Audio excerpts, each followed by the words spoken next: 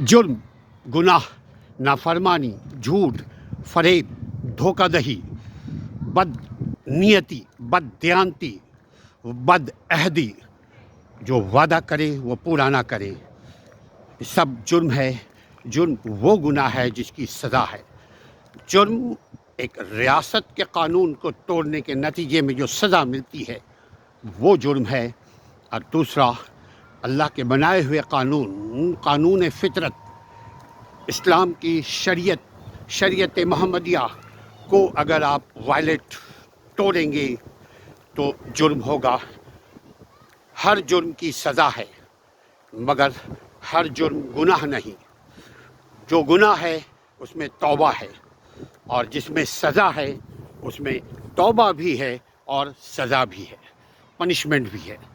जुर्म नियत के बाद एक इरादे के साथ, प्लानिंग के साथ किसी को तकलीफ़ पहुंचाने का नाम है, किसी को नुकसान पहुंचाने का नाम है जुर्म।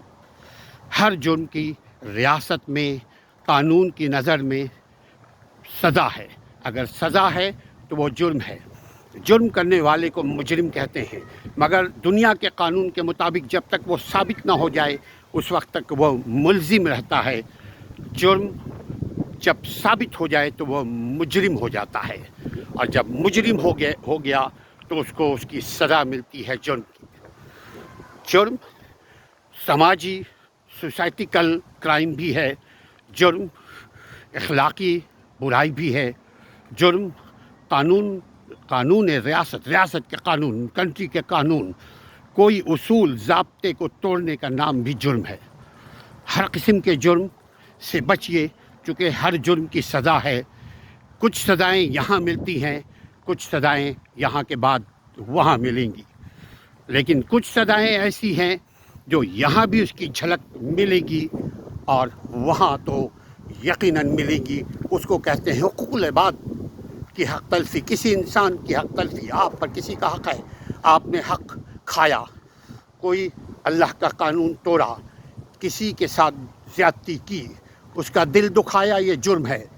उससे माफ़ी मांगेंगे तो इस जुर्म की माफ़ी होगी, वरना गुनाह के सूरत में क़यामत के दिन जवाब देना पड़ेगा इस जुर्म का।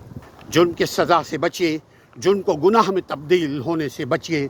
रियासत जुर्म, हम जिस घास पे जाएंगे ट्रेस पासिंग होगी, ये जुर्म है, मगर ये ट्रेस पासिंग जुर्म के गुनाह नहीं है।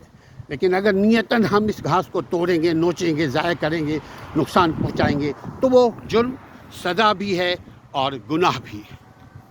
जुर्म नियत और अमल की मुरक्कब कंपाइल का नाम है। जुर्म कानून शिकनी है। जुर्म से बचिए, सुकून पाइए।